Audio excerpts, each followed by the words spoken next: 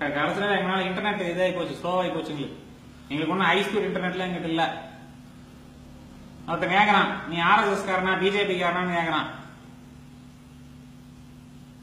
இதுதான் அவங்க பிரச்சனை. நான் போய் கேட்டு பாரு, ஆர்எஸ்எஸ் காரனா பிஜேபி காரனா, பிஜேபி வேலை செஞ்சுருக்கானு கேட்டு பாரு. போ, கடைசியில இப்படி வாங்க விட்ட பாத்தியா நீ அந்த குரூப் தப்பட்ட தட்ட குரூப் தான் நீ.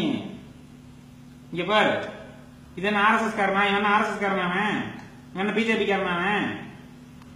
போய் கேளு, அங்க இருக்கிற கோணார்ல போய் கேளு, அங்க இருக்கிற ஜனங்க தொட்டி நாய்க்கர்ல போய் கேளு, இவங்கெல்லாம் யாருன்னு கேளு. நீ கும்பிடுற சாமி தானே இது, சோத்தான் திங்கிற. அதுலயும் வந்துருச்சா உனக்கு ஆர்எஸ்எஸ், முஸ்லீம், கிறிஸ்டின் ஆரம்பிச்சிட்டியா? இதை எடுத்து போடுங்க. நீங்க அவனெல்லாம் விட்டுருங்க, ஜனங்க கேட்காதீங்க. நீங்க கும்பிடுறீங்களா இந்த சாமிய? நீங்க இந்த சாமியை கும்பிடலாம் பரவாயில்ல, நீங்க முஸ்லீமா இருந்தாலும் கிறிஸ்டினா இருந்தாலும் நீ இந்தியர்கள் தான். இவன் உங்களுக்கு தாத்தன் தான், உங்க தாத்தன் முப்பாட்டம் தான் அவன், ஒன்னும் சந்தேகம் இல்ல. இவனுக்கு இந்த மேட்டர் பிளெக்ஸ் அடிச்சு போடுங்க. நீங்க முஸ்லீம்கள் தயவு செஞ்சு போடுங்க. இது எங்கள் முன்னோர், எங்க சாமி எல்லாம் இருக்கலாம், கும்பிடலாம் இருக்கலாம். நாங்க மனுஷங்களை கும்பிடுறது இல்ல, மனுஷனா பிறந்தோடனே கும்பிடுறது இல்ல நாங்க. ஆனால் முகமது நபியை கும்பிடுறது இல்ல. ஆனால் இது எங்க முன்னோர். ஒரு நபியோட வச்சுக்கலாம், குரான்லயே வருது. பல நபிகள், பல நாடுகள்ல பல நபிகள் பிறந்தாங்கன்னு வருது, அல்லாஹ் அனுப்பிச்சார்னு வருது. அப்படி இவனும் ஒரு நபி தான். கிறிஸ்டின் சொல்றாங்க, அவங்க கிறிஸ்தருக்கும் கிறிஸ்து ரெண்டுக்கும் ரொம்ப தொடர்பு இருக்கு. கிட்டத்தட்ட ஒரே மாதிரிதான் இருக்கு ரெண்டு கதையும். ஆயர்கள்னே பேர் வைக்கிறான், பேராயர் ஆயர்னு பேர் வைக்கிறான். நீங்க அதை போடுங்க. இது எங்க முன்னோர், எங்க தாத்தன், எங்க தாத்தனுடைய வழிமுறை, எங்க தாத்தனுடைய மதம். நான் மாறி இருக்கலாம், ஆனால் இது எங்க தாத்தனுடைய மதம்.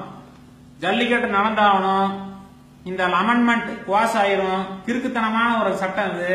முதலே 2 தடவை குவாஸ் ஆனதுதான் இது. Judgement reserved. கேஸ் நடந்துட்டு இருக்கிற ஜட்ஜ்மெண்ட் வர முன்னாடி இப்படி எல்லாம் போட்டானா அவன் குவாஸ் பண்ணிடுவான். அப்படி பண்ணலைனாலுமே நிரந்தர தீர்வு, வருஷம் ரெவ்யூ பெட்டிஷன் போடுவான். அடுத்தது ஒவ்வொரு தடவை ஒருத்தர் சாகிறப்போ, ஒவ்வொரு தடவை ஒரு கால குத்துறப்போ ரெவ்யூ பெட்டிஷன் ஒன்று போடுவான். வருஷம் பீட்டாக்காரன் வருவான். நீங்க வருஷம் போராட முடியுமா? நம்ம நிரந்தர தீர்வு, நீ உள்ளேயே வராத கோர்ட்டு, நாங்க பார்த்து நடத்திக்கிறோம். நீ இந்த கட்டக்கட்டு முட்டுக்கட்டு அதை நாங்க பார்த்து எப்படி அடிபடாம நாங்க பார்த்து செஞ்சுக்கிறோம். தேங்க்யூ. நாங்க எப்படி செய்யணும் எங்களுக்கு தெரியும். நாங்கெல்லாம் ஒன்னும் குரங்கெல்லாம் கிடையாது, நாங்கெல்லாம் மனுஷங்க தான். நாங்க பார்த்து செஞ்சுக்கிறோம். இந்த போட்டோவை தயவு செஞ்சு பிளெக்ஸ் பேனர்ல அடிங்க. அடிச்சு தமிழ்நாடு பூரா, மலேசியா, சிங்கப்பூர், அமெரிக்கா எல்லாம் போடுங்க. கண்ட பிளெக்ஸ்ல அடிச்சீங்கல்ல, ஒரு கடவுள் கிடைக்கிற மாதிரி நினைச்சிட்டு போடுங்க. ஒரு முன்னோர் கிடைக்கிற மாதிரி ஒரு நன்றி கடனா நினைச்சு போடுங்க. இந்த கடவுளுடைய விஷயம், இது மத விஷயம் அப்படின்னு போட்டீங்கன்னா மட்டும்தான் நிரந்தரமா உள்ளவே வரமாட்டான். கோர்ட் ஹலால் மேட்டர்ல வர சொல்லுங்க பாப்பா, வரமாட்டான். அடுத்தது இன்னொரு முக்கியமான விஷயம் சொல்றாரு. நம்ம நாட்டுல இவங்க எல்லாம்